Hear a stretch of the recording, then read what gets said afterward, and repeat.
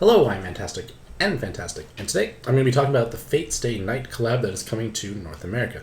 So this is a 6 Magic Stone Rare Machine event, which means that each pull will cost you 6 instead of the regular 5 or 10 Magic Stones. So with that in mind, we kind of expect each card to be a little bit stronger than something would be from a 5-stone Rare Machine. So that means they hopefully should be eclipsing the things like Edward, Yusuke, Diabolus, so on and so forth.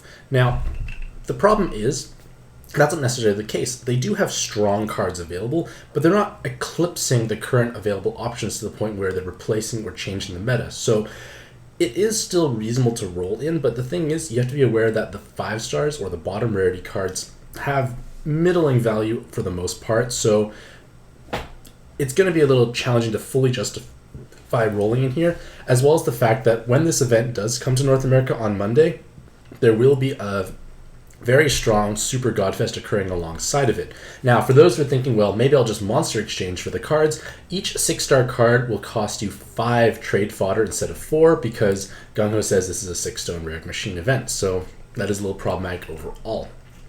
So the decision of whether or not to roll will be based upon your own monster box and personal needs, and this video/article will summarize my thoughts and opinions on each of the different cards. So, as with any card you acquire from any rare machine, if it's the first time you acquire them, you should keep them. They may get a buff of some sort in the future. There's no point to really sacrifice a single card of any kind, in all honesty, so just keep a hold of any roll you actually acquire.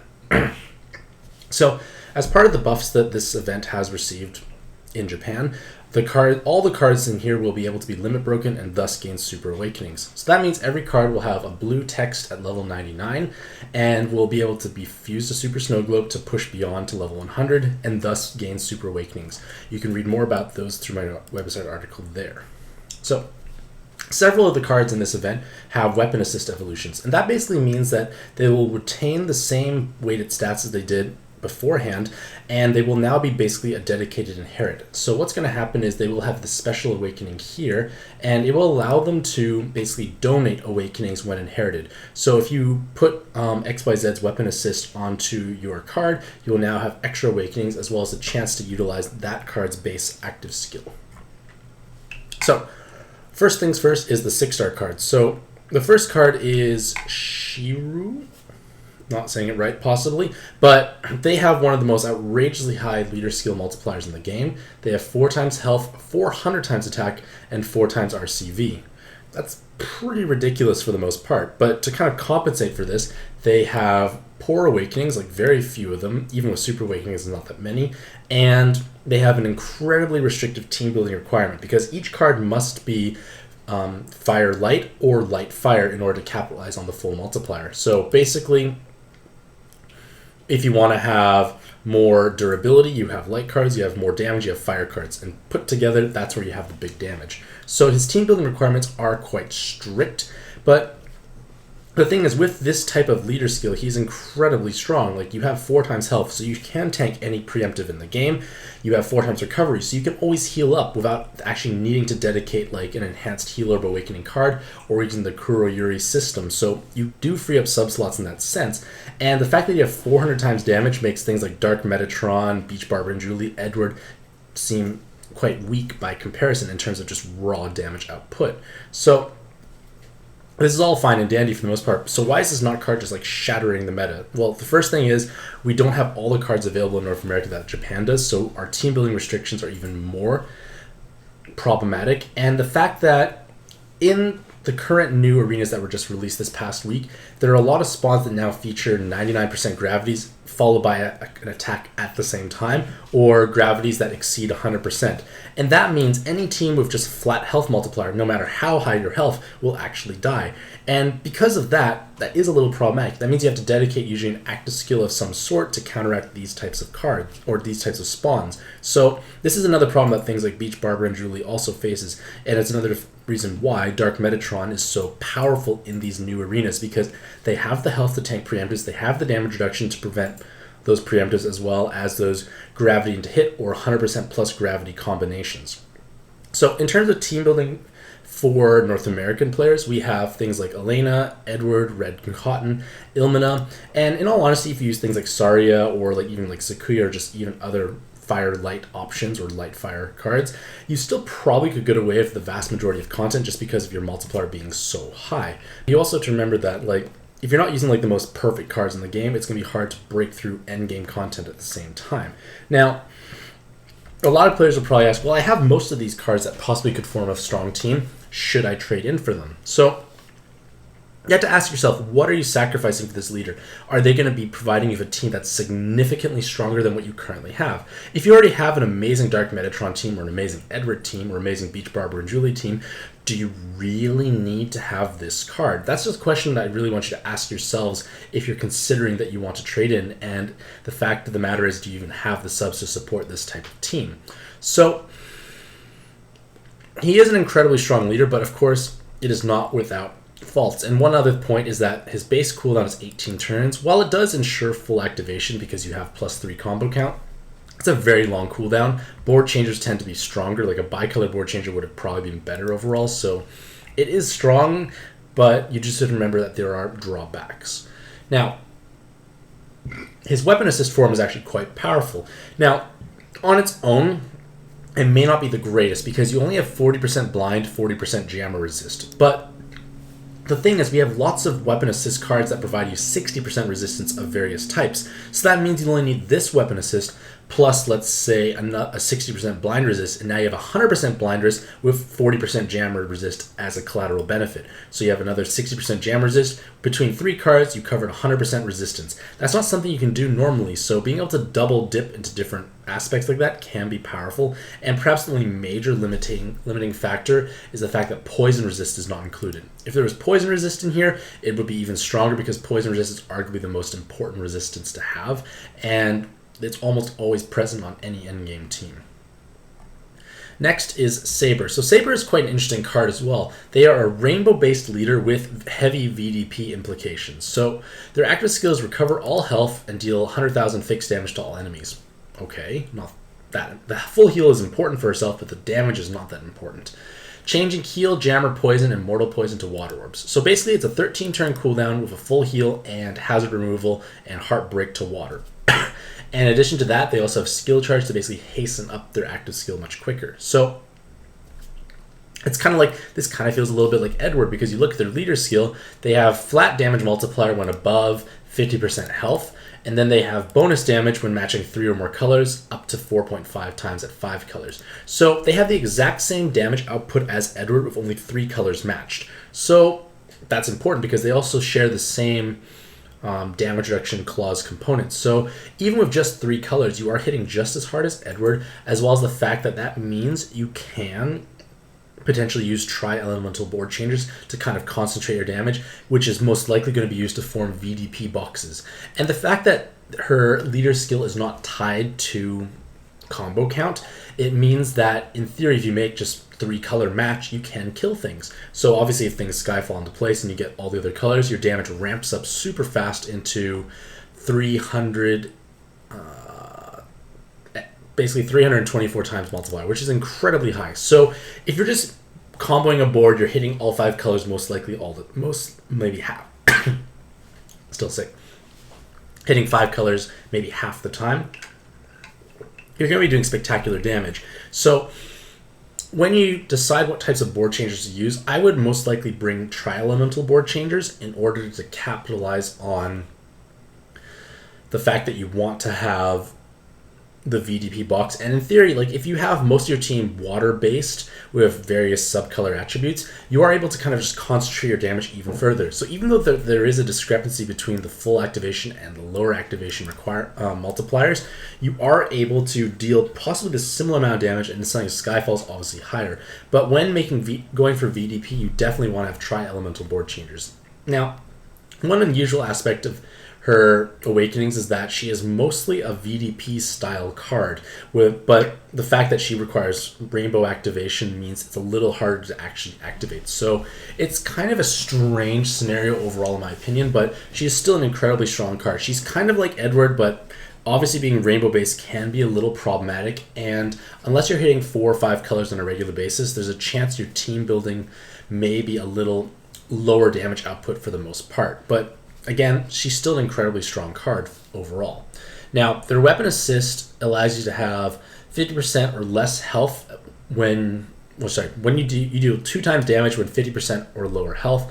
You get time extend in health. So this can be a reasonably strong weapon assist for a lot of those low health teams like say Dark Metatron, Razor, Scion, etc. But the biggest problem is this weapon assist is fixed at 6 turn cooldown for the Dark Evolution form. So unless your team can really benefit from this style active skill, you're not going to have much SDR buffering because it has to be 6 turn cooldown. You can't be more, it can't be less. It's always going to be 6. You can't change the skilling up requirements. So obviously that active skill has synergy with the Awakening itself, but what if you wanted to have that base active skill more than the inherited active skill? You have a smaller window for playing around with, so that can be a little problematic. Now, in her dark form, she is kind of similar to Dark Metatron in the sense that you gain damage when below half health, and then all dark attribute cards have bonus stats. So you actually have 2.25 times attack, 2.25 times health and recovery, and you have 248 times attack. So similar damage output to Dark Metatron, the same amount of damage reduction as well. But the problem is you gain bonus damage and damage reduction in matching 4 or more colors. So yes, it's not tied to combo count, but the thing is you are going to be having a little bit of issues in the sense that you may have some activation inconsistency, and you can't concentrate your damage like Dark Metatron. Dark Metatron will use her bicolor board changer, and then every card is going to be dealing spectacular amounts of damage. You have to use a 4 elemental board changer here to actually take advantage of the leader skill and the damage reduction at the same time. So that could be a little problematic as well moving forward. And even though their awakenings are very synergistic with their leader skill and active skill, you have to remember, your leaders will not be dealing any damage unless you're below 50% health. And that can obviously be a little problematic because you may not have enough oomph if you don't nuke your own health. And we don't have access to Izanagi anymore because when you think about it, Izanagi is not dark attribute. I guess in theory you could inherit Izanagi onto Halloween Mine. Now it's a 4 turn, so not the end of the world, but again, it's a little less consistent compared to Dark Metatron. So if I were to roll Saber, I would personally keep her in her water form because I feel it's able to accomplish more overall. Next is Rin Tosaka, and Rin has an interesting active skill. It's a 2-turn base cooldown and allows you to create 2 fire and 2 light orbs as well as unlocking all orbs. So with 2-turn base cooldown, very easy to inherit over top of, bring the active skill you actually want to have for the dungeon, and then if things look a little dodgy, pop the base active after you've already popped the inherit. It's a win-win situation overall. Now, their leader skill is actually quite interesting. They have 2 components to it. So you match fire and light, you receive 3.5 times attack and 25% damage reduction. So right there, that is 43.75% damage reduction with just one component. The other component provides the exact same amount of damage reductions, 25% per liter. And then all it requires you to do is match 5 or more connected orbs. And it can be any orb, poison, jammer, hearts, fire, so on and so forth. So it's almost impossible not to have at least 5 of a single element available on the board. And because of that, you're going to be able to always activate this 43.75% damage reduction, which is quite nice. You're able to be quite tanky all the time.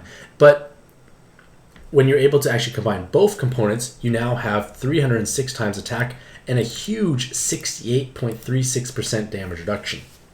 That is incredibly strong because you can basically tank any hit in the game, and in theory, because you're taking significantly less damage, you don't have to heal as much. But while this sounds all great in theory, the biggest drawback is that obviously you have to combine both components at the same time to deal damage, but again, it's kind of a similar consistency to Yusuke.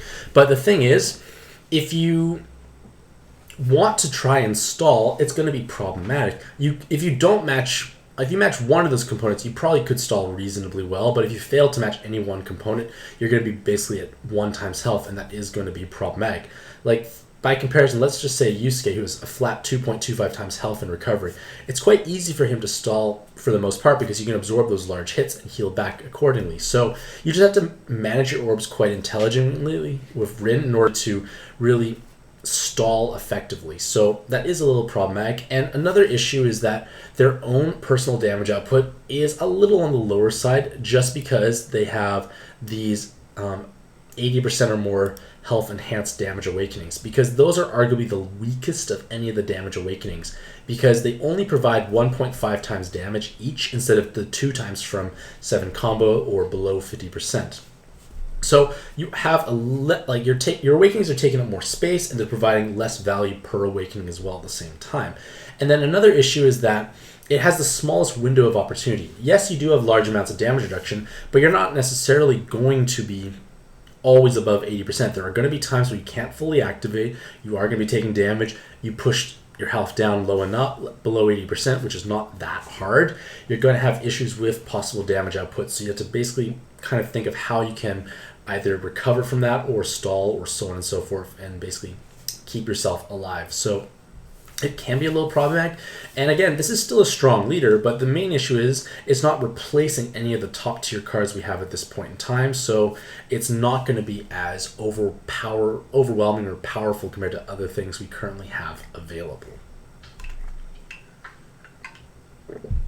And the last 6-star card we have is Gilgamesh. So Gilgamesh is unfortunately the weakest, in my opinion, of the 6-star cards. He didn't receive any sizable buffs. Like, this collab had received like special buffs because Yama P rolled certain cards, and Gilgamesh unfortunately didn't get rolled, if I'm not mistaken, or just received terrible buffs for the most part. So his active skill provides you 5 times damage for god types for a single turn, and then 150,000 damage to a single enemy 5 times. So this 150,000 damage is kind of like King Bradley. It's kind of cool, but it really doesn't do that much in the long run. So you're both basically looking at the 5 times burst. So you're basically kind of like a Wise Dragon at this point. So again, 5 times burst is definitely overkill, but the reason that Wise Dragons are not used more than gemstones is not because of the fact that 5 times damage is too much. It's just that it only lasts for 1 turn. So when you're only able to provide burst damage for 1 turn, it can be problematic when you encounter repeat spawns that must be dealt with. And that's why gemstones tend to be used. And in all honesty, 5 times is kind of overkill. Most things would be dead probably at 3 times anyways. So we look at Gilgamesh as a leader. So as a leader, you have a 7x6 no Skyfall leader, and he actually has, I believe, the highest 7x6 multiplier in the game with 16 times for a single Gilgamesh. That's huge. That's technically higher than Yusuke's multiplier, who's a regular 6x5 leader. But you have to match 8 or more combos and leave 12 or fewer orbs remaining. And in all honesty, that is not an outrageously hard requirement. You basically have to match 10 combos. So a 7x6 board has 42 orbs. To leave 12 or less, you need to match 30 plus orbs. So 30 orbs is the equivalent to 10 combos. So if you can make 10 combos on 7x6 with no Skyfalls, you fully activate.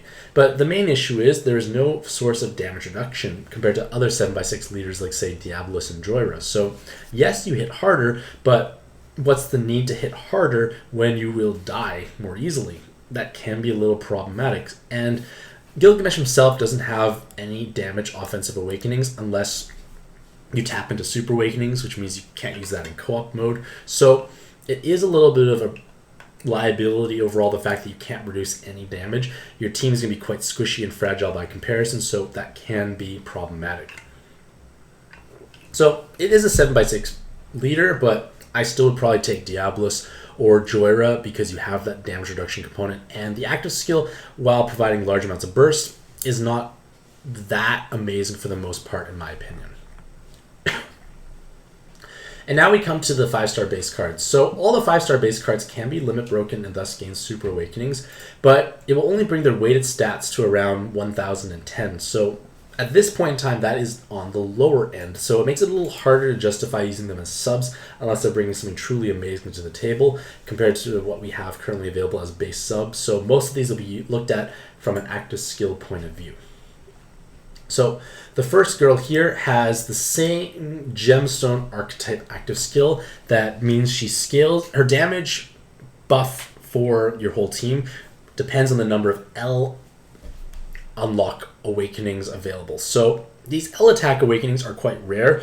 Very few teams actually run many of them, and in all honesty, it's not going to be used that often. Things like Carrot, who provides bursts from skill boost, things like Omega, which is 7 combo, or the purple girl whose name I forgot, provides damage based off time extents. And all three of those awakenings are much more common by comparison compared to L unlocks. So L awakenings have been buffed, but the thing is, it's not going to be a awakening you scale off of, and you're probably better off using some other type of burst active skill overall. So it could be nice in certain niche teams, but for the most part won't be heavily utilized. Shinji Matuo has one of the most unique active skills in the game because you increase combo count by 1, and then you fully lock the entire board on a 6-turn cooldown. So this 6-turn cooldown is the shortest or fastest charging board locking active skill we have, and the +1 combo count is actually icing on the cake. So the whole point of locking your orbs is to basically cancel out spinner mechanics. And spinner mechanics are quite nightmarish to deal with if they go quickly or your timing is off, or if there's just so many on the board that it's problematic to deal with. So basically the strategy would be is you'd use a board changer beforehand, wait till the spinners become the colors you want or modify them accordingly, and then lock the board. And usually when that happens, you're oftentimes making a VDP. So let's say you're using this on a Yusuke team. You pop Yusuke, you fiddle with the board accordingly, then you lock it. Now you can make your 7 combo VDP no problem, because not only do you have the +1 combo count, none of the orbs are spinning, your life becomes significantly easier. So this is unique in the sense that it is so fast charging and it doesn't mess up your board, and the combo count is nice. Like by comparison, we do have something like Sharius Roots, but the thing is Sharius Roots will change the board to all 6 elements, then lock it. If you unlock the board afterwards, they just spin again, so that just was completely counterintuitive. So this is why this card here is quite valuable, especially when you start playing through endgame content and you encounter numerous spinner orbs. Servant Archer is basically almost like a reskin Keji, because he does the full board replacing of orbs. So basically when you replace all the orbs, you just delete them from the board. They're removed, and then a whole new board sky falls into place. And because there's sky falling into place, you can combos can be matched, which means you can basically charge up your active skills. You could even fully activate and kill a floor. Now, it's rare that's going to happen, but it's something that might be done. And the main reason to use this was to counteract locked orbs in the past when orb unlocking was not a thing, or to counter super blind attacks, or if the board has too many hazards present, so on and so forth. Now, at this point in time, we have so many bicolor board changers that unlock the board first.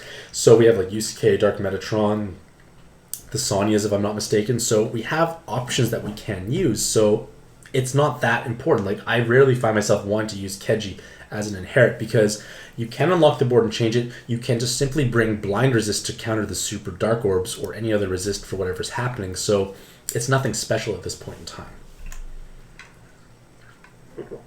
Servant Lancer unlocks the whole board and then changes the top row to water and the bottom row to fire. So these double row makers are generally favorable for farming, but the reason why Lancer is so much less valuable is the fact that we have Yu-Gi-Oh, who was farmable beforehand, and the fact that Lancer makes fire and water means that you cannot use fire or water style farming teams, because, well, if you use a full board changer of either of those colors, Lancer only provides a single row instead of the 2. So that is going to be problematic. So you have less possible teams to use them on. Like you only use it for 3 types of colors. You only, instead of the normal 4 for double row making.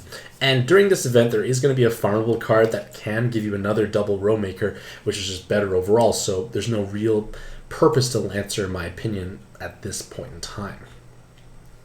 Berserker provides you with a full health heal and then unlocks all orbs and then reduced damage taken by 50%. So unless your team has a stupendously high amount of health, the full health heal may or may not be necessarily helpful. The damage reduction again is 50%, but again, using a vanilla 75% damage reduction shield may be stronger, because this is an 11 turn cooldown for just 1 turn of shielding. So you could use like Reincarnate Indra, get 2 turns of 75% shielding. Maybe that will be more effective overall. It all depends on how high health your team is.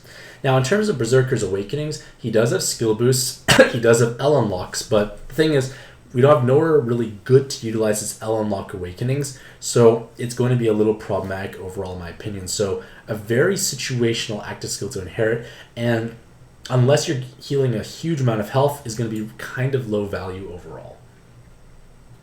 Servant Rider is actually an interesting button style card. So they delay the enemy for 3 turns, which is kind of irrelevant because you're going to be using them as a button farming card overall.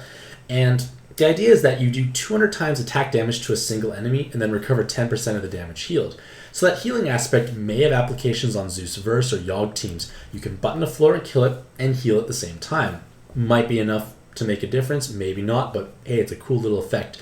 But the main idea with this button style active skill is that the 200 times attack changes to attribute of the using card. So let's say you inherited Servant Rider onto a water based card.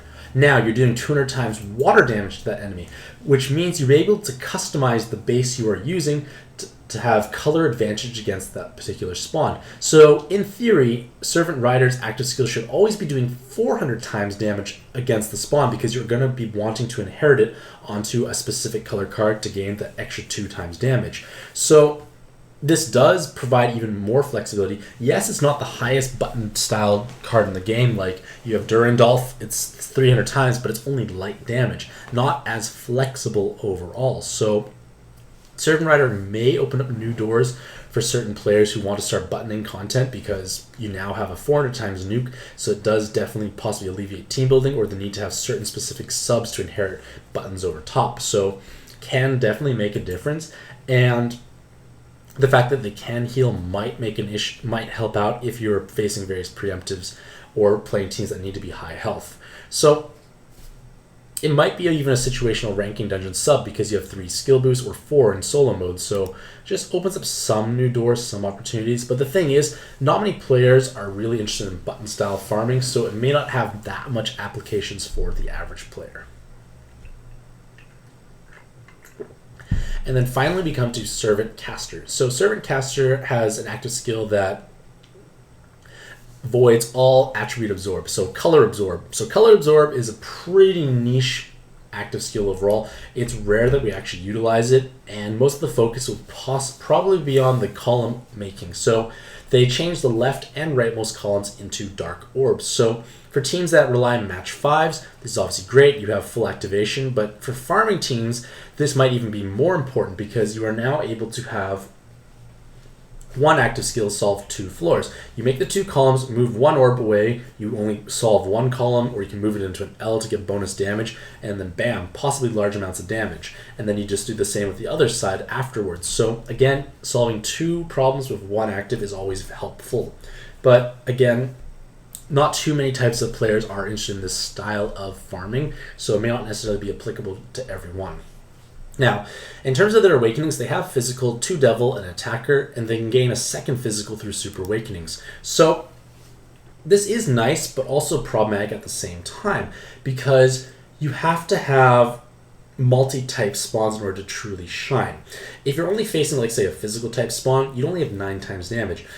You might as well use a 777 combo card instead. Like, it's not that overwhelming. So you have to basically kind of line up either like physical devil attacker, that sort of idea. So it can be a little problematic lining these up because we do have lots of triple killer cards. Like we do have like triple devil killers, they options like Chazelle. So what is Servant Caster bringing to the table unless you're facing a multi-type spawn?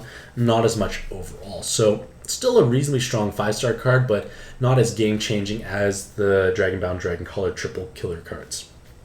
So, in conclusion, the Fate Stay Night Heaven's Field collab is a top-heavy event that does feature pretty strong 6-star cards, but they're not necessarily game-changing or going to shatter the meta in the sense that you're going to be suddenly clearing infinitely more content assuming you already had strong leaders. So monster exchanging for them is quite costly, but if you truly love the franchise or you have no better leaders available at this point in time, maybe it could be something to consider. But another issue is that there is going to be a very strong Godfest occurring alongside of this event at the same time, which may be demanding your magic stones as well. So you have to use your judgment as to whether or not this event is worth your magic stones, or is it better to save or spend in that coinciding Godfest. So let me know what you think about this collab in the comments below. Are you excited for it? Do you plan to roll heavily or trade in for the cards? Hopefully you all have a fantastic day. I wish you all the best luck in your own pad adventures, and happy puzzling.